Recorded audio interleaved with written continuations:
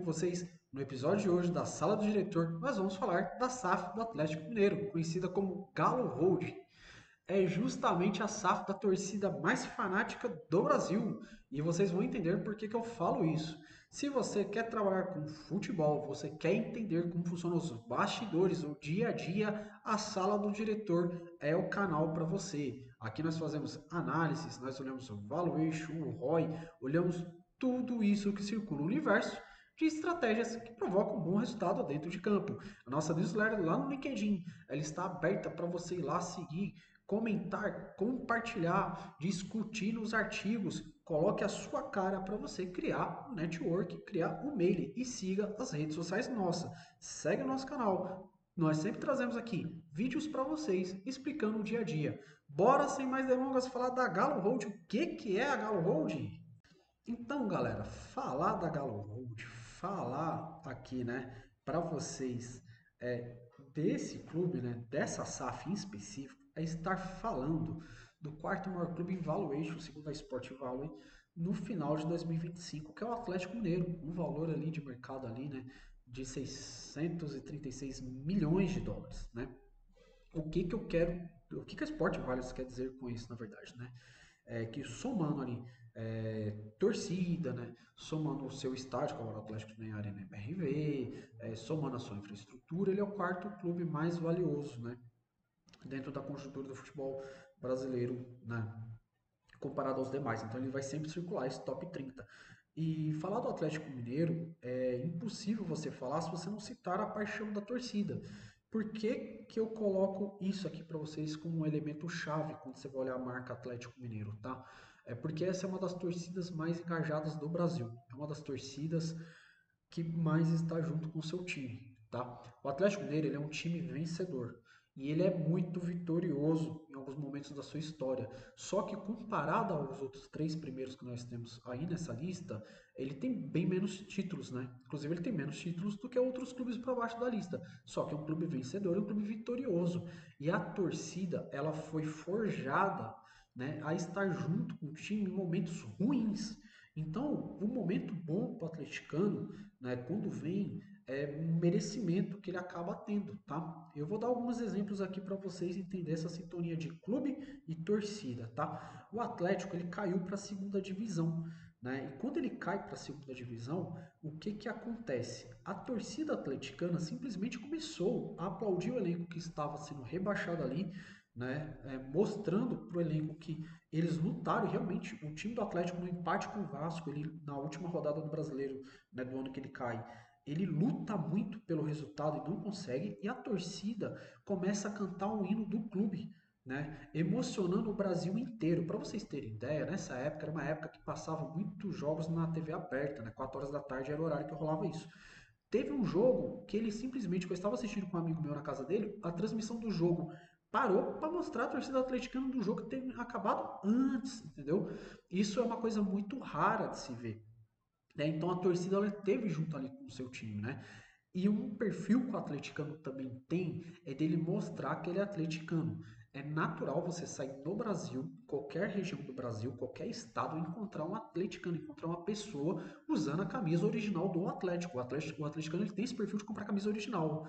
Tá? Por mais que uma torcida de massa, ele tem orgulho do clube dele aonde ele vai. E eu vivi em Minas um período da minha vida, eu tenho amigos que são cruzeirenses e atleticanos, e são perfis completamente diferentes. Para vocês terem ideia, os meus amigos atleticanos, quando o clube caiu, né, para a Série B, eles nunca deixaram de usar a camisa do clube ou discutir numa rodinha de conversa sobre futebol e sempre defendendo o clube. Já os cruzeirenses, a esmagadora maioria que eu conheci, quando o Cruzeiro cai para a Série B, eles literalmente pararam de falar sobre futebol. Quando esse assunto surgia, os meus amigos cruzeirenses, todos eles acabavam saindo pela tangente, eu não respondia mais, né? E falava, o Cruzeirinho tá mais ou menos. É um perfil diferente de torcedor. E esse fato que eu mostrei para vocês do que acontece, né, com a torcida atleticana, eu vou mostrar aqui para vocês. Se vocês forem aqui no, dar aqui para vocês aqui, né, no Google, vocês têm aqui, ó, queda atleticana, né? Tem esse vídeo aqui, ó, Atlético Mineiro empata, que eu vou te puxar a câmera pro lado aqui, ó, empata com o Vasco e é rebaixado pelo Campeonato Brasileiro, né? Esse vídeo aqui, se vocês entrarem nesse vídeo, vocês vão ver a torcida cantando, tá? Vocês buscam lá e olhem esse vídeo. Já quando o Cruzeiro é rebaixado pelo Palmeiras no Mineirão, olha o que que acontece, o que que repercute na verdade. Aqui, ó. O exato momento em que a fé abandona o Cruzeiro. Por quê? Esse jogo, ele dá uma briga generalizada na arquibancada, a torcida tem que sair ali, muitos pais com crianças saem porque começa a ter uma briga ali, né? E aí rende essa foto do torcedor escrito fé ali, que é um torcedor bem tradicional, cruzeirense, ele aparece quase todos os filmagens, correndo pelo túnel, né? A fé abandonando o clube. E na Série B também aconteceu isso, tá? No primeiro ano o Cruzeiro acaba não subindo e a torcida fica ali, né? Nessa posição assim meio defensiva, né? Uma coisa que eu falo muito essa questão de torcida, tem torcidas no Brasil, tá? Que tem torcedores, né? No geral, não estou falando das torcidas organizadas, estou falando do torcedor normal. Tem clubes no Brasil que a torcida ela não sabe lidar com o fato do clube passar por um momento ruim, porque o clube viveu tantos momentos bons, que aí a pessoa ela fica mal acostumada. Aí quando o clube dá essa derrapada, dá essa deslizada, né? O que que acontece? A pessoa ela já fica ali, ai, mas meu clube, ai, não sei o que, ela basicamente esquece que ela é torcedora, que ela gostava de futebol. Ela só torce pro clube quando o clube tá vencendo. E tem esse perfil, tá? No Brasil tem alguns clubes que tem esse perfil de torcedor. E a torcida atleticana, voltando lá nessa questão de marca, por que que você tem que olhar a marca na composição do valuation? Porque é a marca que é uma das torcidas que mais consome a marca. Eu vou mostrar aqui para vocês, ó. Eu busquei aqui a média, tá, de público. E você vê que a média de público da torcida atleticana desde 59 a 2004, se vocês buscarem o Google aí, vocês vão chegar a esse mesmo dado, tá? Ela ocupa a terceira posição historicamente. Então, é frequente, e aqui ainda faz um adendo aqui, né? Frequentemente superando 30 mil torcedores no estádio. Então você vê que é uma torcida que ela é muito presente com o seu clube quando joga em casa. Né? Então você tem um alto índice de consumo de ticket médio de ingresso aí. Tá? Então é uma torcida que ela vai se converter. E você pegar também aqui o sócio torcedor, o ranking dos sócios torcedores do Atlético Mineiro, ele é o segundo maior sócio. O primeiro aqui é o Palmeiras, tá? Eu ia falar terceiro, eu ia falar besteira. Né? O Palmeiras é o primeiro, o segundo é o Atlético Mineiro aqui. Tá? Então você vê que é uma torcida que ela consome muito, ela gosta de consumir os produtos. Então quando você olha a marca, né, quando você fala, vou pagar um patrocínio caro. Se eu sou, por exemplo, o dono da Adidas ou o dono da Nike, para mim é muito óbvio qual que é o clube que eu tenho que pagar mais dinheiro no Brasil. É o Palmeiras, pelo sócio torcedor que tem, porque eu já tenho essa base de clientes ali ativa, eu sei que são clientes que vão comprar o produto original do meu clube, né? A média de torcida do Palmeiras e a do Flamengo é a que supera lá do Atlético Mineiro, e depois o Atlético Mineiro. É quem eu tenho que pagar porque eu tenho essa base fiel de clientes, entendeu? Qualquer outro clube que eu tiver pagando mais com o Atlético Mineiro, quer dizer que há na gestão ali uma interpretação errada, não souberam vender, tá? Esse step do valuation, tem que saber vender, você tem que saber chegar lá e barganhar para você conseguir um bom acordo. O Atlético ele faz bons acordos, mas poderiam ser muito melhor. E o nosso foco aqui, agora que eu dei toda a introdução para vocês, é falar justamente da SAF do Atlético Mineiro, da holding. E é isso que nós vamos falar. Galera, é o seguinte, tá? Eu vou deixar aqui abaixo para vocês aqui os steps da Sport Value, do que eles usam para fazer um valuation, tá? Para chegar nesse número. O Atlético Mineiro, a SAF, como que ela foi composta, tá? Ela é composta tradicionalmente pelo que nós chamamos de 4 R's. Quem que são esses 4 R's, tá? É o Rubens Menin, que é o fundador da MRV, o Rafael Menin, que é o filho do Rubens Menin e atua na diretoria da MRV, obviamente é o filho dele, o Ricardo Guimarães, que é o proprietário do Banco BMG, que é um banco super tradicional lá em Belo Horizonte, né? E o Renato Salvador, que é o proprietário dos hospitais Mater Dei, né? Então, lembra que eu falei que a torcida atleticana ela é bem fanática? O que eles têm em comum? O amor pelo Atlético Mineiro. Eles são atleticanos extremamente fanáticos pelo teu clube, né? Então, quando é consolidado essa SAF, eles são donos de 75% do Galo, tá? A torcida ficou bem feliz na época, porque é um atleticano, e a torcida tinha, o Meninha, ele foi super famoso por envolvimentos políticos, né, em programas de televisão, falando que ele iria transformar o Galo em coisa de outro mundo, né, e aí se nasceu a SAF do Atlético Mineiro, né. Então, eles têm essa decisão de comprar 75% da SAF. Aliás, tem um adendo aqui que parte do dinheiro dessa SAF, tá? Ele veio do Banco Master. E a gente sabe que o Daniel Vocário, ele está enfrentando problemas na justiça, né? E o Banco Master, ele simplesmente não existe mais, né? Então tem toda uma questão que tinha uma participação invocada, mas o intuito aqui é falar mesmo da SAF, tá? Ela é composta por 75%, né, os 4 R's, e 25% ficam na associação, tá? E aí, aqui tem uma operação que eu chamo para vocês de cavalo de Troia e a conversão da dívida. Por que cavalo de Troia? Tá? Por que eu usei esse termo, né? É um termo que a gente usa no mercado financeiro, né? Quando acontece um debit to equity, um swap, né? Uma conversão de dívida em participação societária, né?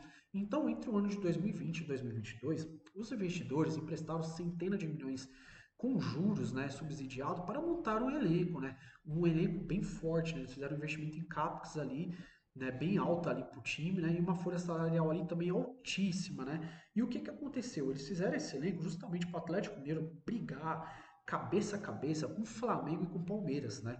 Então, mais uma vez, é aquilo que eu coloco para vocês da boa administração, tá? O Palmeiras e o Flamengo já vem há 15 anos aí, principalmente o Palmeiras já vem 15 anos, né? O Flamengo um pouco menos, né? Com boas administrações, mas investindo pesado na base.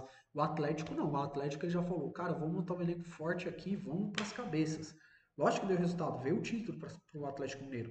É exemplo do que acontece com o Botafogo, tá? Do que aconteceu com o Botafogo, um alto investimento em dinheiro, né? E aí o que que aconteceu? Lembra que em 2022, 2022 os investidores emprestaram muito dinheiro para o Galo?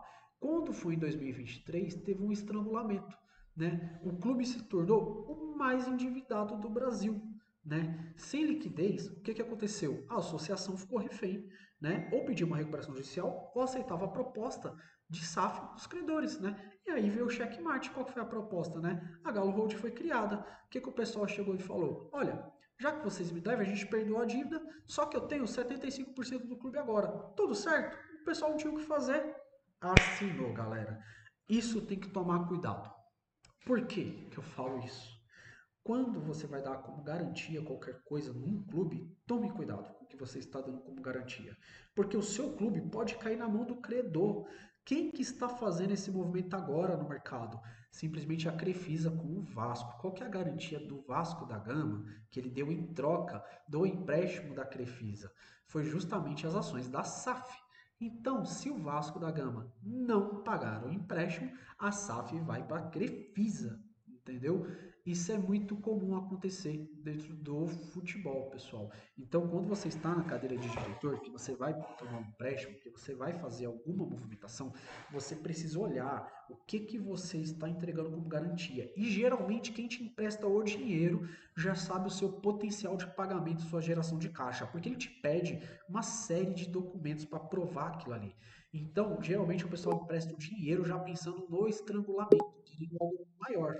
Entendeu? Então, isso aconteceu com o Atlético Mineiro. E foi daí que foi formado, né? A questão da SAF, né? Que os meninos se tornam dono da SAF do Atlético Mineiro. E aí, galera, para quem não conhece o rosto dessa turma, é essa turma que eu coloquei aqui para vocês aqui, ó. Essa é a galera, tá? Que é dona aqui do Atlético Mineiro. É essa turminha aqui, ó. Esse povo que é o dono do Galo hoje, né? Vocês veem que a foto está encabeçada aí nos 4 R's aí, né? E o que que acontece, gente? Em 2026, né? Agora que o credor virou dono do Galo, a lógica mudou. Por quê? Os mesmos agentes que participam da alavancagem, né, do clube são agora os responsáveis pela disciplina financeira. E em 2016, qual que é o desafio que o Atlético Mineiro está enfrentando, né? É o desafio operacional, porque existem três pilares para que esse valuation, né, que a gente viu ali em dólares, comece a crescer. Primeiro de tudo, gente, o estádio não pode ser apenas mais um local de jogo, ele precisa ser um ativo de geração contínua, hospitalidade de eventos e consumo recorrente. A exemplo do que acontece com a Arena do Palmeiras. Então ele vai ter que se tornar um lugar para shows, né? Em Belo Horizonte é comum shows serem no Mineirão, né? Ou às vezes lá na Arena do América Mineiro, que é um clube que a gente vai falar depois. Só que hoje, o que que acontece, gente? O estádio do Atlético Mineiro, né, para o clube começar a fazer ali uma receita, né, porque a Arena MRV pertence à empresa de um dos donos do clube, né, então agora está tudo no mesmo guarda-chuva.